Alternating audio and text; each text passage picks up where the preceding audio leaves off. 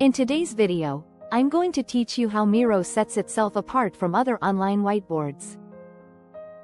Before we get started, make sure to hit like, subscribe, and turn on the notification bell so you never miss a new tutorial. If you find this video helpful, don't forget to drop a comment below. I'd love to hear your thoughts and questions. Let's start with the foundation, the canvas and frames. Many tools claim a big canvas, but Miro's truly infinite space lets you map entire programs in one place, from high-level strategy to detailed engineering workflows. The magic is in frames. Frames act like chapters in a book, giving you a structured, clickable way to navigate complex boards. As your content grows, frames prevent chaos. Name them clearly, arrange them logically, and use presentation mode to guide stakeholders through the story of your work. A helpful tip: lock background elements and templates so collaborators can focus on the content that's meant to change. Next, integrations. Miro isn't a silo, it's a visual layer for your tech stack. With deep connections to tools like Jira, Asana, Trello, Slack, and Microsoft Teams, you can turn sticky notes into real work items without copy-pasting.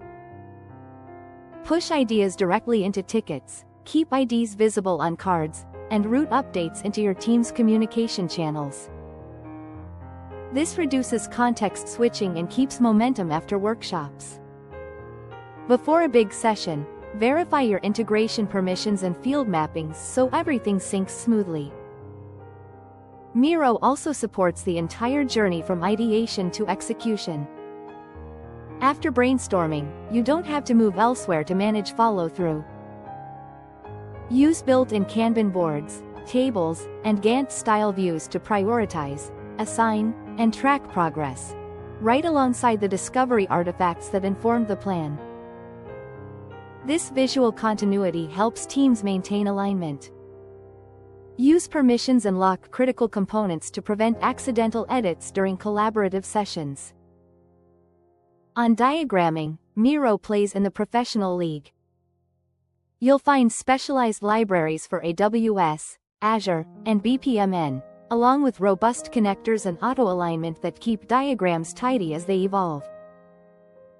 It's powerful enough to compete with dedicated diagramming tools while staying embedded in your broader workflow.